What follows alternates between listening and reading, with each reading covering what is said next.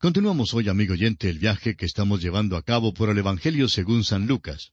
En nuestro programa anterior estábamos considerando la liberación del endemoniado gadareno, y que Lucas usa como una ilustración para enseñarnos algo de mucho valor.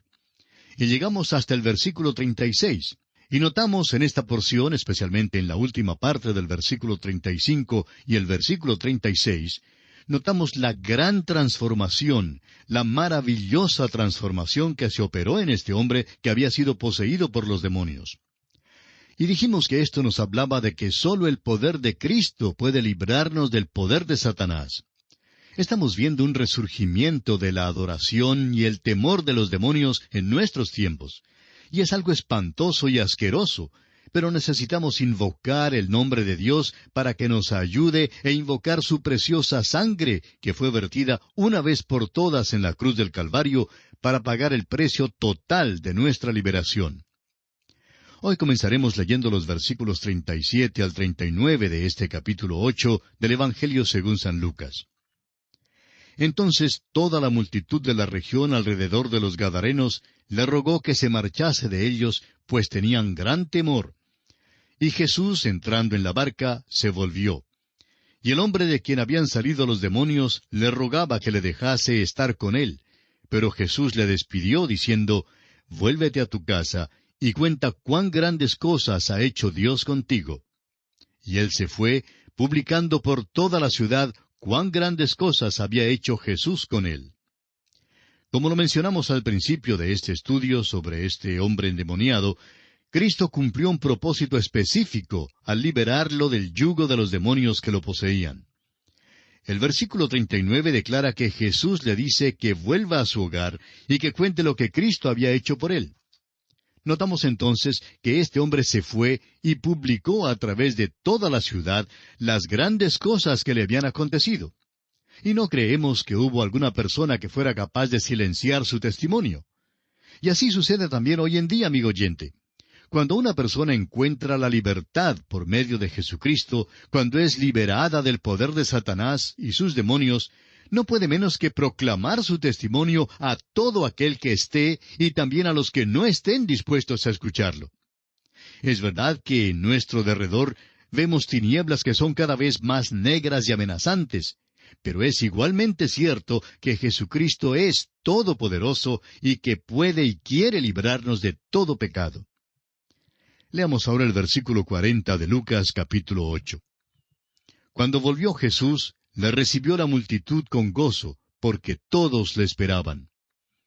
Y encontramos aquí un gran contraste.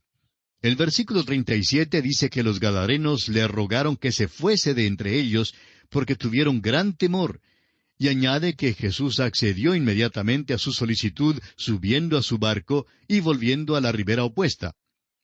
Y es aquí donde observamos el contraste.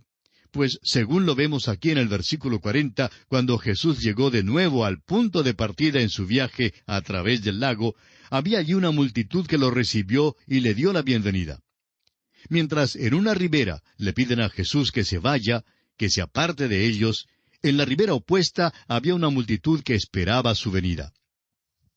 Y así ocurre en nuestros días, amigo oyente. Mientras unos están empeñados en combatir a Dios, en rechazar a su Hijo, en volverle la espalda y apartarse de Él, hay otros que le buscan con corazón contrito, que están dispuestos a buscarle, que están dispuestos a abrirle las puertas de su corazón y a recibirle. Y es nuestra esperanza y es nuestra oración, amigo oyente, que usted se encuentre entre aquellos que están dispuestos a recibir a Jesucristo en su corazón como su único y personal Salvador, y que esperan con gozo su venida. Bueno, llegamos ahora a otro caso tan interesante como importante. Jesús sana a la mujer con flujo de sangre y levanta a la hija de Jairo. Leamos los versículos 41 al 44 de este capítulo 8 de Lucas. Entonces vino un varón llamado Jairo, que era principal de la sinagoga, y postrándose a los pies de Jesús, le rogaba que entrase en su casa, porque tenía una hija única como de 12 años que se estaba muriendo. Y mientras iba, la multitud le oprimía. Pero una mujer que padecía de flujo de sangre desde hacía 12 años, y que había gastado en médicos todo cuanto tenía, y por ninguno había podido ser curada, se le acercó por detrás y tocó el borde de su manto, y al instante se detuvo el flujo de su sangre. Y el relato continúa hasta el versículo 56, que es el final de este capítulo 8. Según este pasaje, entre toda esa multitud que se había juntado para recibir a Jesús, había dos personas desesperadas. Primero, tenemos el caso de Jairo, quien vino a buscar a Jesús para que sanara a su hijita, no para levantarle de los muertos, porque no había muerto aún cuando Jairo salió para buscar a Jesús. Su fe quizá era poca, pero su situación era desesperante. Jairo creía que Jesús tendría que tocarla. Jesús comenzó a atender a Jairo, pero le interrumpió la mujer con el flujo de sangre. Ahora, esta mujer había estado sufriendo esta aflicción por 12 años. Y la hija de Jairo tenía 12 años también. O sea que 12 años de tinieblas se acababan mientras que 12 años de luz desaparecían. Cuando Jairo vino a Jesús era para pedirle que sanara a su hija. Su fe, como hemos dicho, quizás no era tan fuerte, pero en cambio la fe de esta mujer sí lo era. Ahora notemos que Jesús no fue quien tocó a la mujer, sino que ella le tocó a él y fue sanada al instante. Recuerde que una multitud le apretaba en todo su derredor. Los discípulos sabían que la multitud le había tocado y sin embargo, solo la mujer fue sanada. Jairo se sintió tan desesperado porque su hijita estaba tan enferma. Él estaba allí presente cuando Jesús sanó a la mujer dándole su paz. Y este incidente iba a preparar a Jairo y a fortalecer su fe cuando llegaran las noticias horribles de que su hijita ya había muerto. Eso nos puede parecer chocante y quizás hasta brutal, pero el hecho es que Jesús esperó hasta que la niña muriera antes de ir con Jairo. Ahora, cuando llegaron a la casa de Jairo, ya había allí muchas lamentaciones y llanto, pero vemos que dejaron de llorar lo suficiente como para reírse de Jesús en su incredulidad. Pues notamos en los versículos 52 y 53 que dice, «Y lloraban todos y hacían lamentación por ella. Pero él dijo, no lloréis, no está muerta, sino que duerme». Y se burlaban de él, sabiendo que estaba muerta. El Señor tomó a Pedro, a Jacobo y a Juan, al padre y a la madre de la niñita, adentro con él, al lugar donde estaba acostada la hijita. Ahora, el doctor Lucas es el único evangelista que menciona dos casos de resurrección, y dice aquí en los versículos 54 al 56 de Lucas capítulo 8, «Mas él, tomándola de la mano, clamó diciendo, Muchacha, levántate. Entonces su espíritu volvió, e inmediatamente se levantó, y él mandó que se le diese de comer. Y sus padres estaban atónitos. Pero Jesús les mandó que a nadie dijesen lo que había sucedido. El Señor Jesús habló a esta niña en una manera muy amable, diciéndole, Muchacha, levántate. Estas palabras también pueden traducirse así, Ovejita, despiértate. Y la niña se levantó. La devolvió a un mundo de sufrimiento por consideración a sus padres y no necesariamente para su propio bien. Amigo oyente, ¿se ha fijado usted en que el método que Jesús usa para levantar a los muertos siempre es el mismo? Les llama y ellos oyen su voz. Nuestro Señor ha demostrado una vez más que Él es Dios de veras. Y esto nos trae al final del capítulo 8 del Evangelio según San Lucas. Y llegamos ahora al capítulo 9. En este capítulo encontramos, en primer lugar, que Cristo envía a sus apóstoles. En segundo lugar, Herodes desea ver a Cristo. En tercer lugar, Cristo alimenta a los 5,000. En cuarto lugar, Cristo predice su pasión. En quinto lugar, encontramos la transfiguración. En sexto lugar, tenemos que Cristo sana al lunático. En séptimo lugar, Cristo alaba la humildad. Y en octavo y último lugar, los que querían seguir a Cristo condicionalmente. Este capítulo también registra los mismos eventos que se encuentran en Mateo y en Marcos. Los tres cuentan de la transfiguración. Ahora, Juan no menciona la transfiguración porque él presenta la deidad de Jesús, es decir, que Jesús es Dios. La transfiguración, por otra parte, manifiesta la perfecta humanidad de Jesús sin añadir evidencia adicional acerca de su deidad. El versículo 29 puede darnos la impresión de que la luz resplandecía sobre Jesús como una luz concentrada, pero no creemos que esta fuese la intención de Lucas. El evangelista Marcos en el capítulo 9 de su Evangelio, versículo 3, dice que sus vestidos se volvieron resplandecientes, muy blancos como la nieve, tanto que ningún lavador en la tierra los puede hacer tan blancos. O sea que la luz resplandeció desde adentro. Es probable que esta fuera la condición original de Adán y Eva. La palabra para transfigurar procede del griego metamorphom. La derivación en castellano es metamorfosis. Ahora, la metamorfosis puede ser hacia arriba o hacia abajo. Hacia arriba, como el capullo feo del gusano de seda, que luego se convierte en una hermosa mariposa. Hacia abajo, como la muerte y la descomposición del cuerpo. En la transfiguración de Cristo, esta metamorfosis es hacia arriba. Hay 3 pasos en la vida de Jesús. Primero, era inocente y santo, pues había nacido sin pecado. En segundo lugar, era santo en el sentido de que le hizo frente a la tentación y la venció. En cambio, Adán cayó. En tercer lugar, fue transfigurado. Esta es la meta que Dios tiene para la humanidad. En la transfiguración de Jesús vemos la esperanza de la humanidad, el propósito para el cual fuimos creados. El Dr. Lucas es el único que proporciona un relato tan detallado de este evento y quien además lo presenta en contraste directo al caso del muchacho endemoniado al pie del monte, que veremos en los versículos 37 al 43. ¡Y qué contraste! Lucas también presta mucha atención a los casos de la posesión demoníaca. En el capítulo 8, Lucas cuenta de la visita de Jesús a Gadara, donde el hombre endemoniado vivía en los sepulcros. Este hombre y el muchacho al pie del monte son casos extremos. También menciona otros casos, y a través de ellos podemos llegar a ciertas conclusiones. El echar fuera un demonio es el primer milagro mencionado por Lucas en el capítulo 4, versículos 31 al 35. Los demonios reconocían a Jesús en el capítulo 4, versículo 41. La posesión demoníaca es diferente a las enfermedades, en el capítulo 4, versículo 40.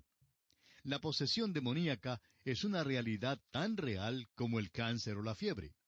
Los demonios perturban a los hombres física, mental, emocional y espiritualmente. Destruyen la vida de los hombres aquí y causan una inevitable condenación eterna. La posesión demoníaca es sinónima con los espíritus inmundos. Dominan las vidas de quienes son poseídos. Las víctimas no se sujetan a las leyes ni a las costumbres de la sociedad. Una persona endemoniada no puede disciplinarse. La volición, o sea, el centro de su voluntad, es destruida, lo que conduce a una conducta aberrante. El endemoniado es anormal, pero no es necesariamente demente. La personalidad del endemoniado es degradada y envilecida. Al final, los demonios la impulsan a hacer cosas horrorosas y espantosas, como veremos en los versículos 39 y 42, y como notamos en el versículo 29 del capítulo 8. Los demonios pertenecen al mundo espiritual y no al mundo físico.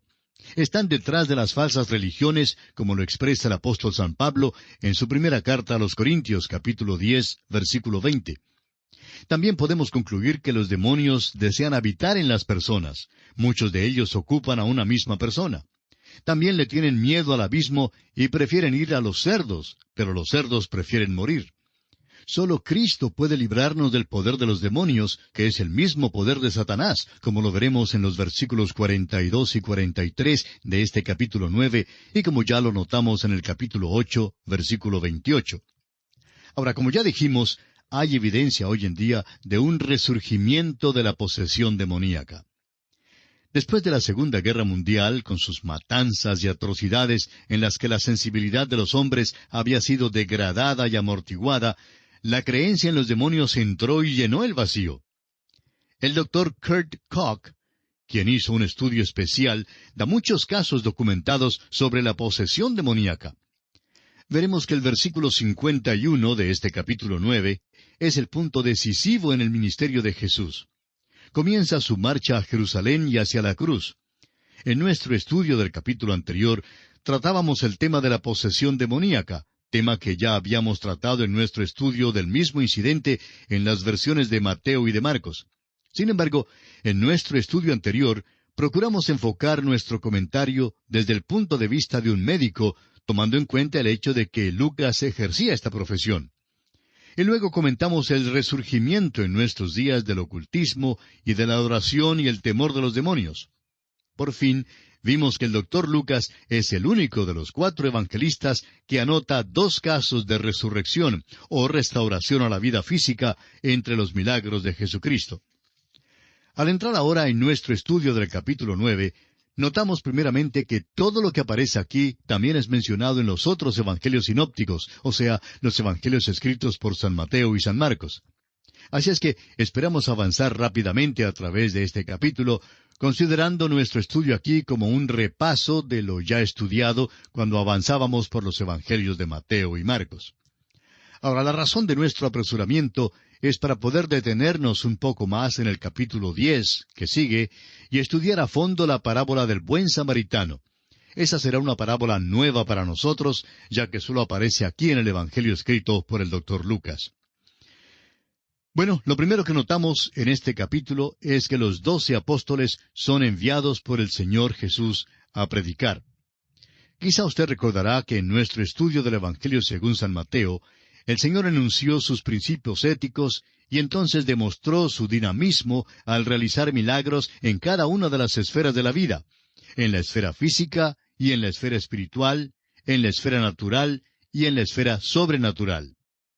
Bueno, esto mismo lo hemos visto hasta ahora en el Evangelio según San Lucas.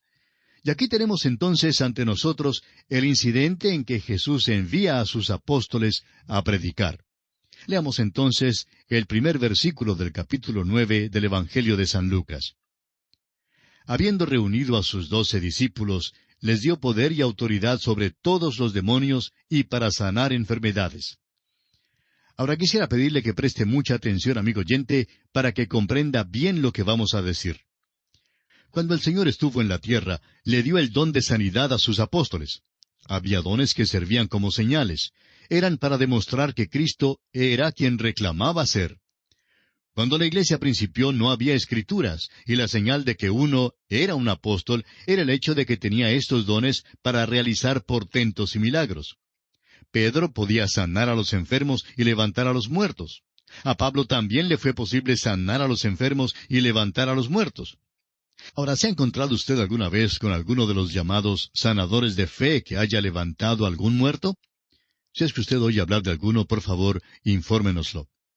Hemos oído de algunos que alegan hacerlo, pero nunca hemos visto una demostración. Jesús, pues, envió a sus discípulos a predicar el reino de Dios y a sanar a los enfermos. Notemos que esto ocurrió antes de que Jesucristo muriera en la cruz.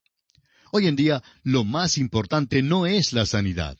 Aunque Pablo tenía el don de sanidad, hacia el fin de su ministerio, al parecer, no ejerció ese don de ninguna manera. Hasta leemos que le mandó a Timoteo beber un poco de vino por causa de su estómago en su primera carta a Timoteo, capítulo 5, versículo 23. Pablo mismo tenía un aguijón en la carne y le pidió a Dios que se lo quitara, pero Dios no se lo quitó. Al parecer, ese era un don que aún antes de que los apóstoles salieran de la escena, cuando el canon de las Escrituras quedó completo, el don de la sanidad quedó a un lado. La autoridad pasó de una persona a las páginas de las Escrituras, a la palabra de Dios. Bueno, amigo oyente, lamentablemente nuestro tiempo se ha agotado, así es que tenemos que detenernos, pero continuaremos, Dios mediante, en nuestro próximo programa. Es nuestra oración que Dios le bendiga en gran manera.